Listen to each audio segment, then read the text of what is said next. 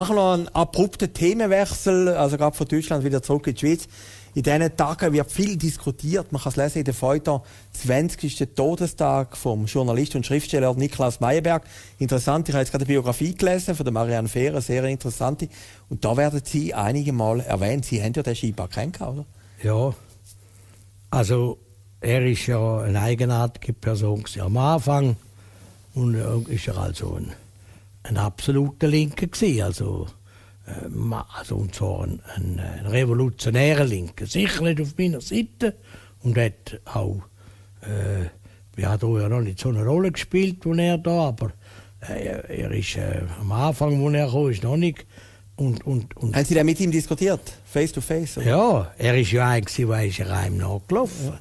Hat also, wenn man Zürich ist, hat er einem gestellt. Und da hat man fast ein bisschen Angst bekommen, oder? Der ist so ein mächtiger Kaib da mit sonnigen Haaren und fast ein gefürchtes Gesicht, oder? Manchmal hat er noch so einen Hut gehabt mit so einem Rand. Und dann hat er einem angehauen, also er hat gewusst, packt er die jetzt gerade oder nicht. Und hat sofort angefangen angreifen. Ja, Sie sind auch so einer, Sie gehören auch zu denen. Zu welchen? Zu diesen Sauhunden da, von diesen Grossvillagen und so weiter. Also, so ist er auf einem zugekommen. Und dann bin ich ja nicht einer, der zu einem sagt, macht Sie das zum Teufel kommen. Oder so. Was haben denn Sie? Und dann hat man mit ihm diskutieren, und dann hat er auch hören und reden. Und dann hat er angefangen zu schreiben, einem schreiben. Reka hat er geschrieben, ich habe leider die Briefwechsel nicht, ich behalte so Brief nicht auf und die ich geschrieben habe, sowieso nicht, ich habe meistens auch von Hand geschrieben, dort mal noch. Und ich mag mich noch erinnern, einmal hat er einen Artikel geschrieben gegen den Meinrad Inglin. Der Schriftsteller von der Schriftsteller, ja, von der Schweiz, ein wichtiger Schriftsteller. Und meine Frau und ich haben hier gerade Meinrad Inglin gelesen. Wir lesen manchmal die gleichen Schriftsteller, da kann man miteinander darüber reden. Und ich habe gefunden, es ist sehr ungerecht. Und so hat er ihm vorgeworfen, also der Inglin, der ist keine Bedeutung, der schreibt immer aus seiner Erlebniswelt, weil er Kellner war im Hotel, hat die Hotelwelt beschrieben und die Welt beschrieben aus seiner Erlebniswelt, oder? Wo der Inglin gesehen hat, in der Innerschweiz. Und dann habe ich ihm geschrieben und habe gesagt, das sei ungerecht. Natürlich schreibe ich aus seiner Erlebniswelt, aber ich kenne dann noch einen anderen, der nur aus seiner Erlebniswelt schreibe, und der heisst Niklaus Meyerberg. Und hat dann dort auch gesagt, über was er alles geschrieben hat und vieles von seinem Leben, wo er sagt, nämlich sein Innere auch abarbeiten. Weil er hat ja unglaubliche Komplexe gehabt. Ich weiss nicht, er ist ja in einer Klosterschule, hat auch immer so gesagt, ich habe schliesslich Latein gehabt und humanistische Bildung und hat dort den ganzen Klosterzauber, mir hat er mal gesagt, den ganzen Klosterzauber habe ich durchgemacht, das haben Sie nie durchgemacht, also sind Sie ja nichts, oder? Habe ich gesagt, eben, Sie schauen auch, ihre Welt ist. Aber wie hat er denn reagiert auf den Vorwurf? Und das war interessant. Er hat mir nicht entgegnet und gesagt, das stimmt nicht, sondern er hat gesagt, ich habe recht, er hat es überlegt. Er hat ihm Unrecht tun. Er mache das auch. Aber er sollte es vielleicht auch nicht machen. Aber noch geschrieben, wir kommen dann auch nicht daraus raus. Und dann hat er natürlich wieder losgelassen über seine Sachen, über die Missstände. Und dann hat er mir einmal ein Büchlein geschrieben. Da ich weiss den Titel nicht mehr, aber es geht um den Neuenburger. Ich glaube, Bavo heisst er. Bavo, ja. Bavo heisst er, das ist ein Junge. Wo der Hitler verschiessen ja. Im Sinn gehabt, den Hitler zu verschiessen. Und relativ nahe bis zum Hitler vorgedrungen ist. Und dann, ich weiss nicht mehr, schon verschossen wurde, also gestraft wurde auf jeden Fall. Als Tyrannenmörder, also ist ja ein versuchter gewesen, oder? Versuchter Mord von einem Tyrann. Und er hat sich aufgeregt, dass der gestraft worden ist, oder? Und dann habe ich gesagt, ihm geschrieben, es sei ein wunderbares Büchlein. Das sei ein grossartiger Mensch. Weil er will den Hitler umbringen. Ganz alleine. Eben ein Tyrannenmörder. Aber er rege sich auf, dass der gestraft worden sei. Das ist ja selbstverständlich, dass der Tyrannenmörder gestraft werden müsse. Weil er ja einen umbringen oder ermorden. Das ist die Problematik von Wilhelm Tell, sage ich das. Und er ja nicht gern hätte.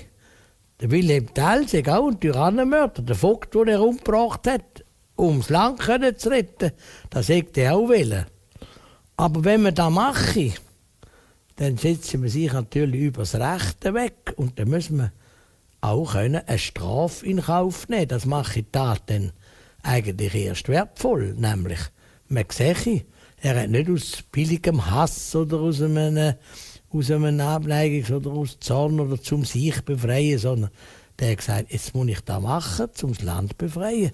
Aber ich werde schuldig und werde gestraft. Und die Auseinandersetzung habe ich mit ihm geführt.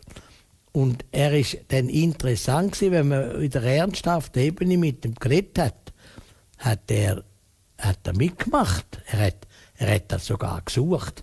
Weil er ist natürlich schon klar bei dem Stil, wo der ist nur verhackt worden. Ja, der hure Tyrann, ja, der typisch. Und ja, da hat er ja die Grundlage für sein Buch, die Wille Welt und als Wahn, Wille ja. und Wahn. Das ist die Familie Wille gemeint. Und er da im Heimatmuseum bei einer Ausstellung über die Familie Wille ein Zeug fotografiert und geklaut hat. Also irgendwie hat er das nicht geklaut. Nein, fotografiert, er hat es abfotografiert. Ja, und kopiert und so Zeug. Also er ist jetzt da schlau gemacht, oder? Und das, dann hat man ihn einfach verdammt, oder? Weil er so eine unmögliche angeht und den Stil hat man vor allem dann immer verdammt. Da muss man eben aufpassen, solche Leute haben ihren Stil. Und ich bin also keiner von denen, der den Stil, der Ziegler, der Stil, den er hat, sage ich, aber jetzt hat er den Stil. Und das ist ja da, wo mir natürlich auch immer vorgeworfen würde, wenn sie kein Argument mehr haben, ist es ein Stil, oder? Ja, nein. Ganz am Schluss noch, der Meyerberg hat dann, glaube ich, mit Ihnen auch noch telefoniert. Ja, gedacht, da war es gegen den Schluss gewesen. Also, ich glaube, da war er ein bisschen geistig umnachtet gewesen. Er hat furchtbar gelitten unter dem Irakkrieg. Also unter dem ersten, ja. Unter dem ersten, ja, wo da die Iraker auf Kuba gegangen sind. Zug, ja. Sagen dem, der irakische Saubannerzug. Oder? Und da hat er gesagt, der Krieg muss beendet werden. Und hat er mir gesagt am Telefon, das kann nur einer, das könnte nur Sie. Sie! Nacht um 3 hat er mir angerufen, mehrmals. Und natürlich eine völlige Überschätzung. Keine Nummer gehabt, aber? Ja, nein, meine Privatnummer. Ich hatte bin ich im Zustand, wo ich die Leute, wo ich noch abgenommen habe. Jetzt habe ich so viel Telefon, kann ich es nicht mehr abnehmen, wenn sie auf den Telefonbeantworter reden. Und ich habe dann gemerkt, der überschätzt mich noch blödsinnig. Wieso soll ich ihm gesagt, erstens, Herr Meyerberg, ich kann das nicht. Ja, nein, mal, Sie müssen es nur wählen. Und dann habe ich gesagt, und Sie sehen es schwarz. Schauen Sie die Welt nicht so schwarz an. Schauen Sie, in der Welt, die geht nicht unter. Und da in dem Irak und Dinge natürlich furchtbar. Und mit dem Kuwait kommen die Amerikaner und so. Das gibt auch Tote und so weiter, aber sie geht nicht unter. Die Amerikaner gehen jetzt die Iraker raus. So ist es ja rausgekommen. Haben dann den Krieg nicht fertig gemacht. Das ist ja typisch, oder? Es ist immer ein bisschen bei den Amerikanern, sind dann bis an die Grenze und dann sollen einmarschieren. Und hätten da sollen Saddam Hussein nehmen, oder? Und nicht erst, ich weiss nicht wie viele Jahre später. Aber da war er nicht mehr gut beieinander und er hat ja dann gleich drüber das Leben genommen. Und der heisst Niklaus Meyerberg. Und hat dann dort auch gesagt, über was er alles geschrieben hat. Und vieles von seinem Leben, wo er sagt, nämlich sein Innere auch abarbeiten. Weil er hat ja unglaubliche Komplexe gehabt. Ich weiss nicht, er ist ja in einer Klosterschule, hat auch immer so gesagt, ich habe schliesslich Latein gehabt und humanistische Bildung und hat dort den ganzen Klosterzauber, mir hat er mal gesagt, den ganzen Klosterzauber habe ich durchgemacht, das haben Sie nie durchgemacht, also sind Sie ja nichts, oder?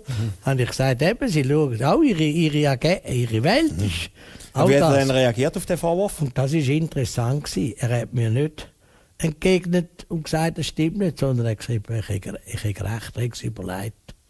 Er hat ihm Unrecht tun. Er mache das auch. Aber er sollte es vielleicht auch nicht machen. Aber noch geschrieben, wir kommen dann auch nicht daraus raus. Und dann hat er natürlich wieder losgelassen über seine Sachen, über die Missstände. Und dann hat er mir einmal ein Büchlein geschrieben. Ich weiss den Titel nicht mehr, aber es geht um den Neuenburger. Ich glaube, Bavard heisst er. Bavard, ja. Bavard heisst er, das ist ein Junge. Wo der Hitler wollte verschiessen, ja. Im Sinn geht, den Hitler zu verschiessen. Und relativ nahe bis zum Hitler vorgedrungen ist. Und dann, ich weiss nicht mehr, schon verschossen wurde, also gestraft wurde auf jeden Fall. Als Tyrannenmörder. Also ist ja ein versuchter gewesen, ja. Oder? Ein versuchter Mord von einem Tyrann. Und er hat sich aufgeregt, dass der gestraft worden ist, oder? Und dann habe ich ihm geschrieben, es sei ein wunderbares Büchlein. Das sei ein grossartiger Mensch. Weil ich will den Hitler umbringen. Ganz alleine. Eben ein Tyrannenmörder. Aber er rege sich auf, dass der gestraft worden sei. Das sei ja selbstverständlich, dass der Tyrannenmörder gestraft werden müsse. Weil er ja einen umbringen oder ermorden. Das sei die Problematik von Wilhelm Tell, sage ich das. Und er ja nicht gern hätte. Der Wilhelm Tell sei auch ein Tyrannenmörder. Der Vogt, den er umgebracht hat, um das Land zu retten, das hätte er auch wollen. Aber wenn man das mache, dann setzen wir sich natürlich über das Rechte weg. Und dann müssen wir auch eine Strafe in Kauf nehmen. Das mache ich dann eigentlich erst wertvoll. Nämlich, man sieht, er hat nicht aus billigem Hass oder aus einem Abneigungs- oder aus Zorn oder zum sich befreien, sondern der hat gesagt, jetzt muss ich das machen, um das Land befreien. Aber ich werde schuldig und werde gestraft. Und, heute 20. Todestag vom Journalist und Schriftsteller Niklaus Meyerberg. Interessant, ich habe jetzt gerade eine Biografie gelesen von der Marianne Fehrer, sehr interessante. Und da werden Sie einige Mal erwähnt. Sie haben ja den scheinbar kennengelernt, oder? Ja, also er ist ja eine eigenartige Person gewesen. Am Anfang und ist er also ein absoluter Linker gewesen. Also und zwar ein revolutionärer Linker. Sicher nicht auf meiner Seite. Und hat auch, hat auch ja noch nicht so eine Rolle gespielt, wo er da, aber er ist am Anfang, wo er kam, ist noch nicht. Und haben Sie dann mit ihm diskutiert? Face to face? Oder? Ja, er ist ja einer, der ist einem nachgelaufen. Ja. Hat also, wenn man in Zürich ist, hat er einem gestellt. Und da hat man fast ein bisschen Angst bekommen, oder? Der ist so ein mächtiger Kaib da mit sonnigen Haaren und fast ein gefürchtes Gesicht, oder? Manchmal hat er noch so einen Hut angehabt mit so einem Rand. Und dann hat er einem angehauen, also gewusst, packt er die jetzt gerade oder nicht. Und hat sofort angefangen angreifen. Ja, Sie sind auch so einer, Sie gehören auch zu denen. Zu welchen? Zu diesen Sauhündern, von diesen Grossvillagen und so weiter. Also, so ist er auf einem zugekommen. Und dann bin ich ja nicht einer, der zu einem sagt, macht Sie das zum Teufel kommen. Oder so. Was haben denn Sie? Und dann hat man mit ihm diskutieren, dann hat er auch hören und reden. Und dann hat er angefangen zu schreiben, einem schreiben. Reka hat er geschrieben, ich habe leider die Briefwechsel nicht, ich behalte so Briefe nicht auf und die ich geschrieben habe, sowieso nicht, ich habe meistens auch von Hand geschrieben, dort mal noch. Und ich mag mich noch erinnern, einmal hat er einen Artikel geschrieben gegen den Meinrad Inglin. Der Schriftsteller von der Schriftsteller, Schweiz, ja, der Schweiz, ein wichtiger Schriftsteller. Und meine Frau und ich haben hier gerade Meinrad Inglin gelesen. Wir lesen manchmal die gleichen Schriftsteller, da kann man miteinander darüber reden. Und ich habe gefunden, es ist sehr ungerecht. Und so hat er ihm vorgeworfen, also der Inglin, der ist keine Bedeutung, der schreibt immer aus seiner Erlebniswelt, weil er Kellner war im Hotel, hat die Hotelwelt beschrieben und die Welt beschrieben aus seiner Erlebniswelt, oder? Wo der Inglin gesehen hat, in der Innerschweiz. Und dann habe ich ihm geschrieben und habe gesagt, das sei ungerecht. Natürlich schreibe ich den aus seiner Erlebniswelt, aber ich kenne dann noch einen anderen, der nur aus seiner Erlebniswelt schreibe, und der heisst Niklaus Meyenberg. Und er hat dann dort auch gesagt, über was er alles geschrieben hat. Ich weiss nicht, er ist ja in einer Klosterschule, hat auch immer so gesagt, ich habe schliesslich Latein und humanistische Bildung und hat dort den ganzen Klosterzauber, mir hat er mal gesagt, den ganzen Klosterzauber habe ich durchgemacht, das haben sie nie durchgemacht, also sind sie ja nichts, oder? Habe ich gesagt, eben, sie schauen auch ihre Welt ist. Wie hat er dann reagiert auf den Vorwurf? Und das war interessant gewesen. Er hat mir nicht entgegnet und gesagt, das stimmt nicht, sondern er hat gesagt, ich habe recht, er hat es überlegt. Er hat ihm Unrecht tun. Er mache das auch. Aber er sollte es vielleicht auch nicht machen. Aber noch geschrieben, wir kommen dann auch nicht daraus raus. Und dann hat er natürlich wieder losgelassen über seine Sachen, über die Missstände. Und dann hat er mir einmal ein Büchlein geschrieben. Ich weiss den Titel nicht mehr, aber es geht um den Neuenburger. Da bei Bavo heisst er. Bavo, ja. Bavo heisst er, das ist ein Junge. Wo der Hitler hat verschiessen, ja. Im Sinn geht, den Hitler zu verschiessen. Und relativ nahe bis zum Hitler vorgedrungen ist. Und dann, ich weiss nicht mehr, schon verschossen wurde, also gestraft wurde auf jeden Fall. Als Tyrannenmörder. Also ist ein versuchter gewesen, ja. oder? Ein versuchter Mord von einem Tyrann. Und er hat sich aufgeregt, dass der gestraft worden ist, oder? Und dann habe ich ihm geschrieben, es sei ein wunderbares Büchlein. Das sei ein grossartiger Mensch. Weil ich will den Hitler umbringen. Ganz alleine. Eben ein Tyrannenmörder. Aber er rege sich auf, dass der gestraft worden sei. Das sei ja selbstverständlich, dass der Tyrannenmörder gestraft werden müsse. Weil er ja einen umbringen oder ermorden. Das sei die Problematik von Wilhelm Tell, sage ich das. Und er ja nicht gern hätte. Der Wilhelm Tell sei auch ein Tyrannenmörder. Der Vogt, den er umgebracht hat, um das Land zu retten, das hätte er auch wollen. Aber wenn man das mache, dann setzen wir sich natürlich über das Rechte weg. Und dann müssen wir auch eine Strafe in Kauf nehmen. Das mache ich dann eigentlich erst wertvoll. Nämlich, man sehe, er hat nicht aus billigem Hass oder aus einem Abneigungs- oder aus Zorn oder zum sich befreien, sondern der hat gesagt, jetzt muss ich das machen, um das Land befreien.